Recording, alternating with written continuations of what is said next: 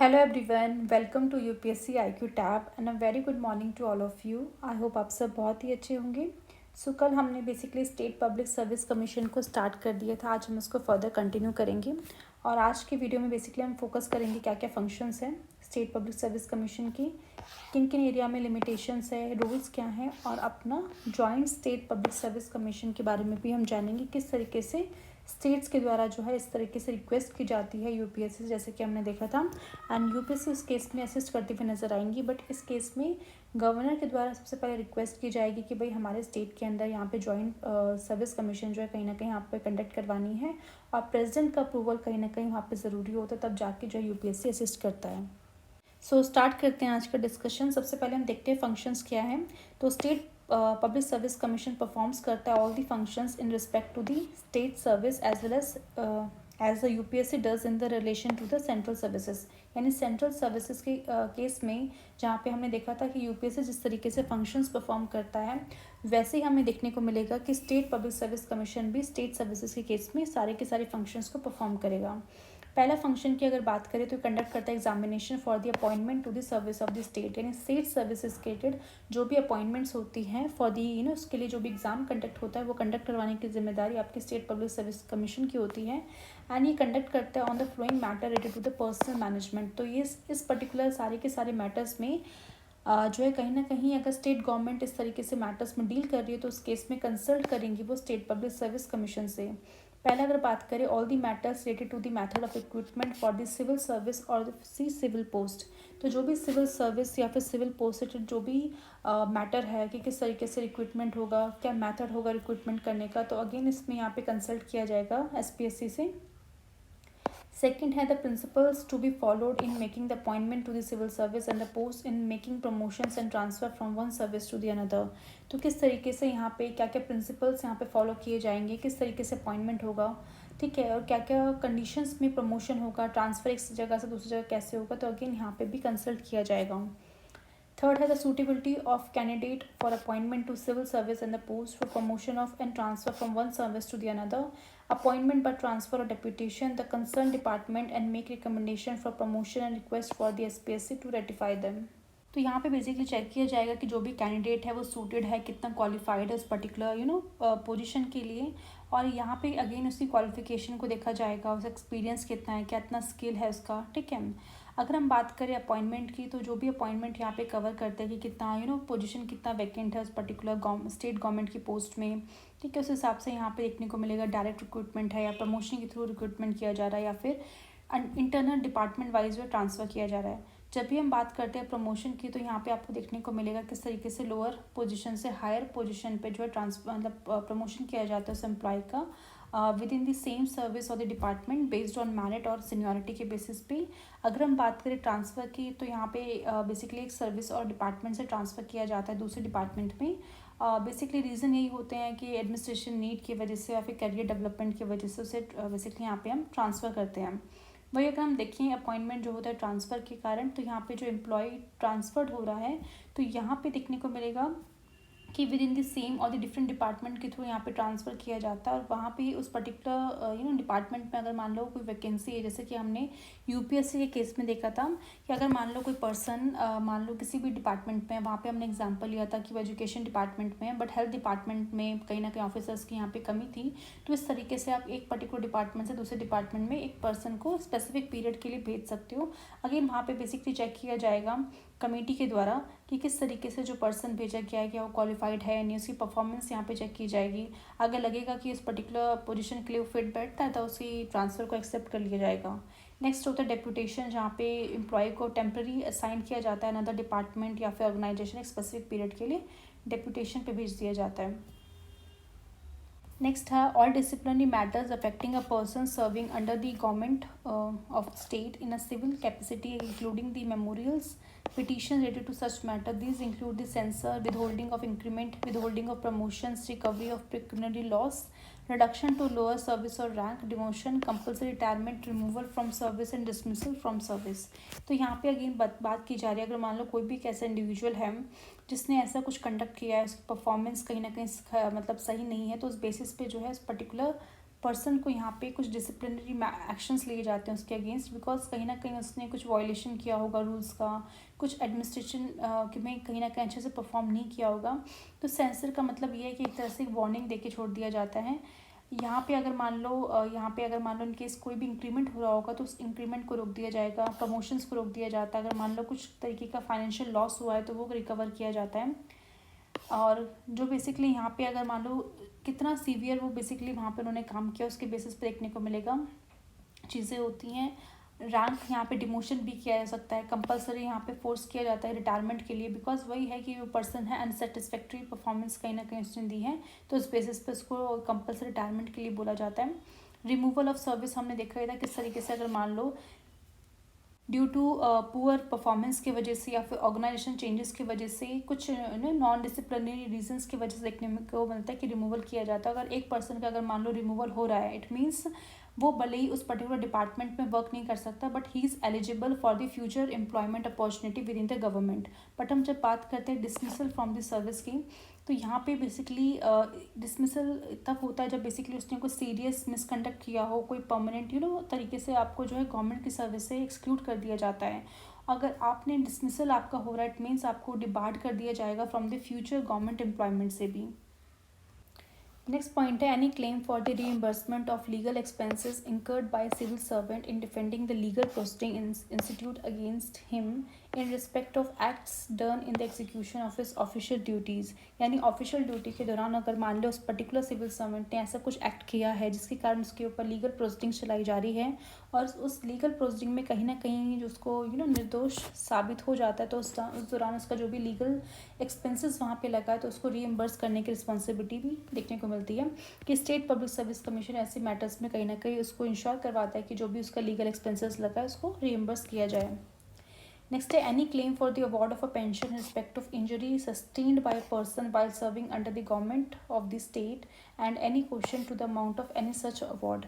यानी कि अगर मान लो कोई पर्सन, कोई भी सिविल सर्वेंट अपनी ऑफ ड्यूटी के दौरान अगर मान लो से कोई इंजरी हो जाती है, वो इंजरी काफ़ी ज़्यादा सीवियर है, इसकी वजह से उसको ट्रीटमेंट करवाना पड़ रहा है, तो उस केस में जो भी उनका ट्रीटमेंट का खर्चा वगैरह होगा, तो जो भी पेंशन वगैरह चीज़ें होंगी वो उनको दे दी जाएंगी, सो दैट उनको आगे वाले टाइम में जो भी उनको फाइनेंशियल नीड की ज़रूरत है वो उस चीज़ से पूरी कर सकें। और अगेन इसके लिए बेसिकली एक मेडिकल टीम बैठेगी जो एक्सेस करेगी जो कितना आपको इंजरी वहाँ पे कितनी हुई है, उस हिसाब से आपको वो पेंशन अमाउंट जो है वहाँ पे आपका रखा जाएगा। इन केस अगर कोई भी क्वेश्चन होता है उस पर्टिकुलर सिविल सर्वेंट को रिलेटेड, तो वो उस पर्टिकुलर चीज़ के अगेंस्ट जो डिसीजन आया है उस पर्टिकुलर पेंशन अमाउंट से रिलेटेड वो फर्दर क्लेम कर सकता है, कुछ इंक्वायरी वगैरह डाल सकता है कि भाई मुझे इस चीज़ में फ़र्दर होना चाहिए कि अगर मेरा इंजरी यहाँ पे इतना सीवियर है बट इतना कम अमाउंट मुझे क्यों मिल रहा है, तो उसके अकॉर्डिंग कुछ भी ऐसा क्वेश्चंस वगैरह कुछ भी ऐसा डिसएग्रीमेंट निकल के आता है तो स्टेट पब्लिक सर्विस कमीशन यहाँ पे उनसे भी कंसल्ट किया जा सकता है इस मैटर में।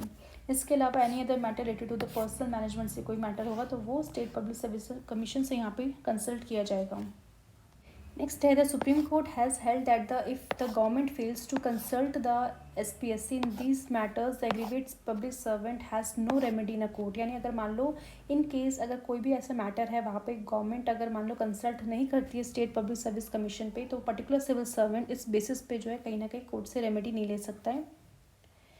In other words, the court held that any irregularity अगर होती है in the consultation with the SPSC or acting about without consultation does not invalidate the decision of the government। यानी उस केस में गवर्नमेंट के द्वारा जो डिसीजन लिया है उसको इनवैलिडेट नहीं करार कर सकते इस बेसिस पे कि उन्होंने बेसिकली SPSC से कंसल्ट नहीं किया, उससे उनके कंसल्ट के बिना यहाँ पर डिसीजन लिया गया है। Thus the provision in इस डायरेक्टरी है, नॉट मैंडेटरी नहीं है। Similarly, the court held that the selection by the SPSC does not confer any right to the post upon the candidate. However, the government is to act fairly and without arbitrariness or malafide।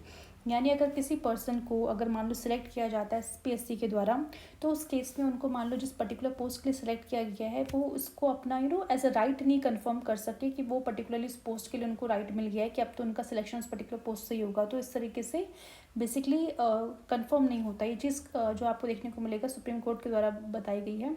और बस ये ensure करना होगा कि government जो भी decision ले वो फेयर तरीके से ले, बिना किसी आर्बिट्रेरीनेस और मेलिफाइड रीजंस के यहाँ पे मतलब बेसिकली डिसीजन लिया जाएगा कि जिस भी कैंडिडेट को पर्टिकुलर पोस्ट दी जा रही है वो पर्टिकुलरली क्वालिफाइड होना चाहिए, एक्सपीरियंस्ड होना चाहिए, मतलब जो भी क्वालिफिकेशन है उस पर्टिकुलर पोस्ट की वो सेटिस्फाइड होनी चाहिए, सो दैट उस चीज़ को फेयर तरीके से एग्जीक्यूट किया गया हो.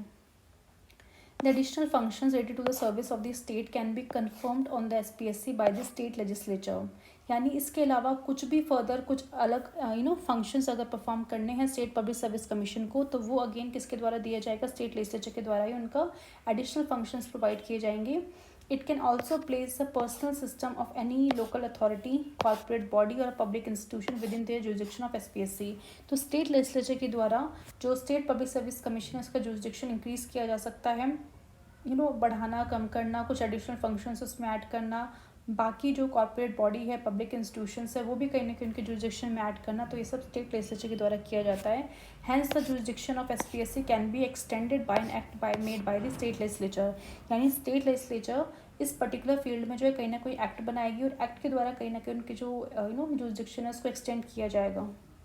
State public service commission present annually to the governor a report on its performance की बेसिस पे जो भी रिपोर्ट्स हुई गवर्नर को बेसिकली सेंड करेगी, एंड द गवर्नर प्लेस करेंगे उस रिपोर्ट को before both the houses of the state legislature. अगर पर्टिकुलर स्टेट में दोनों हाउसेस है तो दोनों हाउसेस के सामने प्रेजेंट किया जाएगा.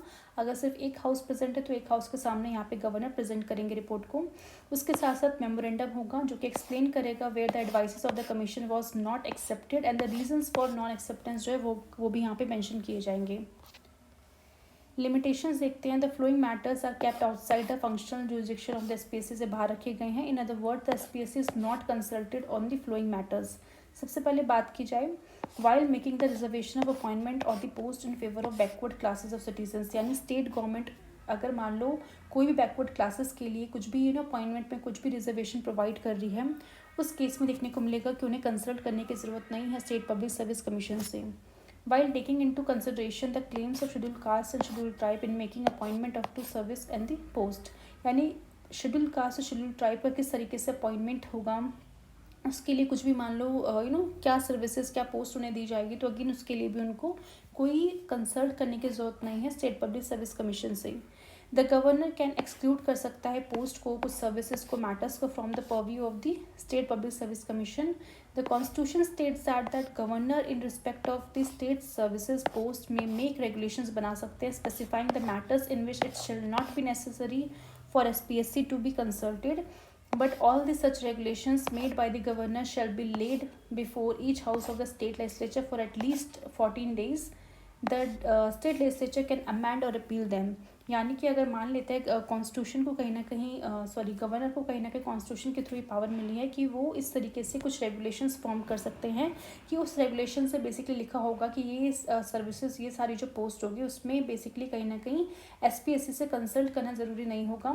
तो उस केस में देखने को मिलेगा गवर्नर इस तरीके की जो भी रेगुलेशंस बनाएंगे जहाँ पे कहीं ना कहीं आपने SPSC को उन पर्टिकुलर पोस्ट से उन पर्टिकुलर सर्विसेज के से कंसल्ट करने से कहीं ना कहीं एक्सक्लूड किया हुआ है, तो उस रेगुलेशंस को आपको जो है 14 दिन तक एटलीस्ट स्टेट लेजिस्लेचर के अंदर जो है कहीं ना कहीं सबमिट करना होगा, दोनों हाउसेस के सामने रखना पड़ेगा. अब वहाँ पे स्टेट लेजिस्लेचर के ऊपर है कि वो उस पर्टिकुलर रेगुलेशन को चाहे तो रिपील कर सकते हैं, यानी पूरी तरह से ख़त्म कर सकते हैं या फिर उसको अमेंड कर सकते हैं. तो अगेन वो स्टेट लेजिस्लेचर पर डिपेंड करता है. नेक्स्ट है role. The constitution visualise the state public service commission is जो वॉचडॉग होता है मेरिट सिस्टम का इन द स्टेट में. It concern with the recruitment to the state services and advises the government when consultated on promotions and disciplinary matter. यानी कोई भी government को अगर मान लो कुछ भी एडवाइस लेनी है रिलेटेड टू दी किस तरीके से यहाँ पे स्टेट सर्विसेज में किस तरह से रिक्रूटमेंट होगा, प्रमोशन किस बेसिस पे होगा, क्या डिसिप्लिनरी मैटर्स लेने चाहिए, तो उस केस में यहाँ पे SPSC एडवाइस करता हुआ नजर आएगा गवर्नमेंट को. It is not concerned with the classification of services, pay and service condition, cadre management and training. सब चीज़ें इसके अंडर कहीं ना कहीं नहीं आएंगी. These matters जो होंगे, ये सारे जो matters related to दी कितना सर्विस है, क्या पे होगा, क्या सर्विस कंडीशन होगी, क्या कैडर मैनेजमेंट होगा, ट्रेनिंग कौन करवाएगा, ये कहीं ना कहीं सारे के सारे मैटर्स जो है डील कौन करेगा, डिपार्टमेंट ऑफ पर्सनल और जनरल एडमिनिस्ट्रेशन डिपार्टमेंट जो होगा वो उसके अंडर आएगा. यानी हम कह सकते हैं देयरफॉर कि SPSC is only a central recruiting agency in the state में while the Department of Personnel or the General Administration Department is a central personal agency है in the particular state में, और उस पर्टिकुलर डिपार्टमेंट का ये काम है कि वो डिसाइड करे जो भी पर्सन, जो भी सिविल सर्वेंट है, उनकी पे कितना होना चाहिए, सर्विस कंडीशन कैसी होनी चाहिए, कहाँ पे कैडर मिलेगा, ट्रेनिंग किस तरीके से प्रोवाइड की जाएगी, तो वो डिपार्टमेंट का काम है सब देखना। SPSC का काम सिर्फ रिक्रूटमेंट करना है। The role of SPSC is not only limited but also the recommendations made by it are only for advisory nature की होती है, hence not binding on the government. It is up to the state government कि वो या तो accept करें उन recommendations को या फिर reject कर सकती है उन advices को। The only safeguard यही है कि answerability होती है government की to the state legislature for departing from the recommendations of the commission. Further, the government can also make rules which regulate the scope of the advisory function of the SPSC. यानी कि क्योंकि हमने देखा है कि जो state public service commission के द्वारा जो भी रिकमेंडेशन, जो भी एडवाइसेस दी जाती है वो सिर्फ एडवाइजरी नेचर की होती है, उनको मानना ना मानना स्टेट गवर्नमेंट के ऊपर है। बट कहीं ना कहीं ये चीज़ इंश्योर की गई है हमारे कॉन्स्टिट्यूशन के अंदर कि जो भी रिकमेंडेशन, जो भी एडवाइसेस दी जा रही है स्टेट गवर्नमेंट को, तो स्टेट गवर्नमेंट अगर उनको फॉलो नहीं कर रही है तो कहीं ना कहीं उन्हें आंसरबिलिटी देनी पड़ेगी स्टेट लेजिस्लेचर को, क्यों वो चीज़ फॉलो नहीं की जा रही जो एडवाइस दी गई है स्टेट पब्लिक सर्विस कमीशन के द्वारा, सो दैट ट्रांसपेरेंसी बनी रहे, है ना। और उसके बेसिस पे देखने को मिलेगा स्टेट गवर्नमेंट ने कुछ रूल्स बनाए थे कि इस तरीके से जो स्कोप होगा, एडवाइजरी फंक्शन होगा SPSC का, वो किस तरीके से होगा, रेगुलेट किया जाएगा। तो उसके बेसिस पे आपको देखने को मिलेगा SPSC exemption from consultation regulations को फॉर्म किया गया था। Also the emergence of state vigilance commission जब आया था 1964 में, it affect the role of SPSC in disciplinary matters में देखने को मिलेगा। जैसे कि हमने देखा था कि UPSC के केस में आपको CBC मिलेगा, दोनों के जो एडवाइस अगर कन्फ्लिक्ट में आते हैं तो सिचुएशन तब देखने को मिलती है। Similarly, this is because both are consulted by the government while taking the disciplinary action against a civil servant. The problem arises when the two bodies tender conflicting advice. Hence, the SPSC being an independent constitutional body है and it has an edge over the CVC यानी State Vigilance Commission. तो दोनों जो है कहीं ना कहीं किस तरीके से, अगर मान लो सिविल सर्वेंट ने अगर मान लो कुछ ऐसा कंडक्ट किया है तो उस केस में क्या डिसिप्लिनरी एक्शन लिया जाएगा, दोनों के द्वारा जो एडवाइस की दिया जाएगा स्टेट गवर्नमेंट को। तो अब स्टेट गवर्नमेंट के ऊपर है कि वो किन एडवाइस को यहाँ पे फॉलो करता है। तो प्रॉब्लम बेसिकली तब आती है जब एडवाइस जो दी जाती है दोनों के द्वारा अगर वो कन्फ्लिक्टिंग स्टेज पे हैं, तो अगेन यहाँ पे स्टेट गवर्नमेंट के ऊपर है कि वो किस एडवाइस को फॉलो करेंगी। It must be noted here that the SPSC is consulted by the governor while framing rule for the appointment to judicial service of a state other than the post of district judge. In this regard, the concerned state high court is also consulted. तो ये चीज़ हमने obviously high court के time पे देखा था कि जो आपका स्टेट पब्लिक सर्विस कमीशन है उससे कंसल्ट करेगा कौन, आपके गवर्नर कंसल्ट करेंगे कब, जब भी बात होगी रूल्स को फ्रेम करने की for the appointment of judicial service of a state, यानी स्टेट के जो भी जुडिशियल सर्विस की अपॉइंटमेंट होती है other than post of district जज के अलावा, तो उस केस में आपको देखने को मिलेगा गवर्नर उस पर्टिकुलर जुडिशियल ऑफिसर को अपॉइंट करने से पहले एक बार स्टेट पब्लिक सर्विस कमीशन से कंसल्ट करेंगे। In this regard the concern state high court is also consult, ठीक है। तो स्टेट का जो हाई कोर्ट होगा उससे भी कंसल्ट किया जाएगा, साथ साथ स्टेट पब्लिक सर्विस से भी कंसल्ट किया जाएगा। देन गवर्नर यहाँ पे उस पर्टिकुलर पोस्ट पे जुडिशियल बेसिकली पर्सन को यहाँ पे पॉइंट करेंगे।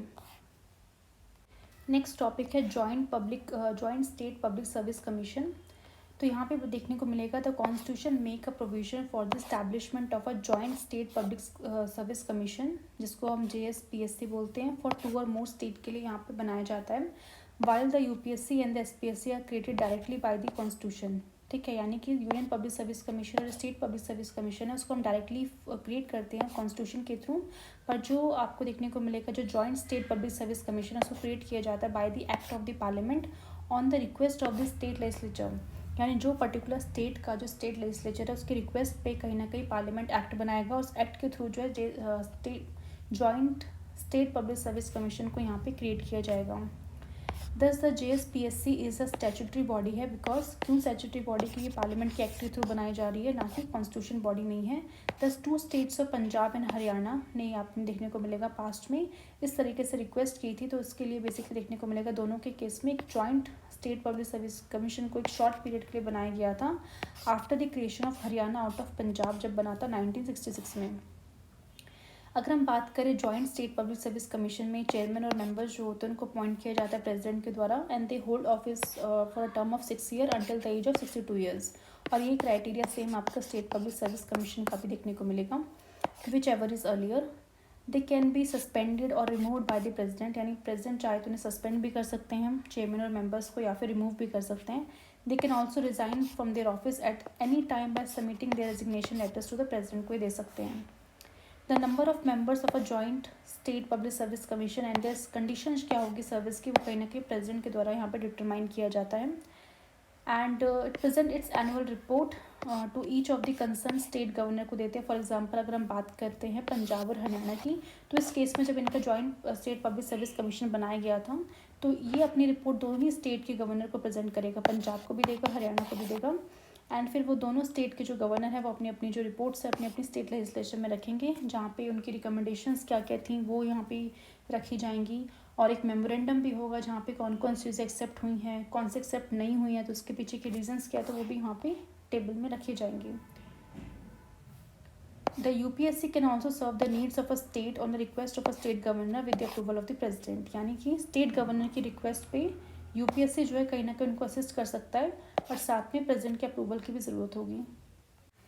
As provided by the Government of India Act 1919, the Central Public Service Commission was set up in 1926 में सेटअप कर दिया गया था, entrusted with the task of recruiting और सिविल सर्वेंट्स के रिक्रूटमेंट के लिए आपको देखने को मिलेगा कि उस टाइम पे ब्रिटिशर्स के टाइम पे जो है बेसिकली एक सेंट्रल पब्लिक सर्विस कमीशन को सेटअप किया गया था 1926 में, और इसके बारे में कहीं ना कहीं आपको देखने को मिलेगा गवर्नमेंट ऑफ इंडिया एक्ट 1919 में बोला गया था। The government of India act of 1935 जो है provided for the establishment of not for only a federal public service commission but also the provincial public service commission and a joint public service commission for 2 और मोर provinces आपको देखने को मिलेगा। तो ये जो पर्टिकुलर एक्ट है गवर्नमेंट ऑफ इंडिया एक्ट 1935, ये बहुत इंपॉर्टेंट है। इस पर्टिकुलर एक्ट के एक एक प्रोविजंस को कहीं ना कहीं आपको हमेशा ध्यान में रखना है, क्योंकि बहुत सी चीज़ें जो इसमें बोली गई थी उसको फाइनली हमने अपने कॉन्स्टिट्यूशन के अंदर भी जो है चीज़ों को ऐड किया है। तो वहीं पे आपको देखने को मिलेगा कि इस पर्टिकुलर एक्ट ने basically federal public service commission, जिसको आज हम basically union public service commission कहते हैं, और प्रोविंशियल पब्लिक सर्विस कमीशन जिसको हम आज स्टेट पब्लिक सर्विस कमीशन कहते हैं, और एक जॉइंट पब्लिक सर्विस कमीशन जिसको आज भी हम जॉइंट पब्लिक सर्विस कमीशन ही कहते हैं। तो ये चीज़ें उस टाइम पे भी फॉर्म हो चुकी थी। सो ये चैप्टर हमारा यहाँ पे फिनिश हो गया है। सो आई होप आपको ये सारी चीज़ें अच्छे से क्लियर हो गई हो। अगर इन केस कोई भी डाउट हो तो कमेंट बॉक्स में आप अपने डाउट्स को मेंशन कर सकते हैं।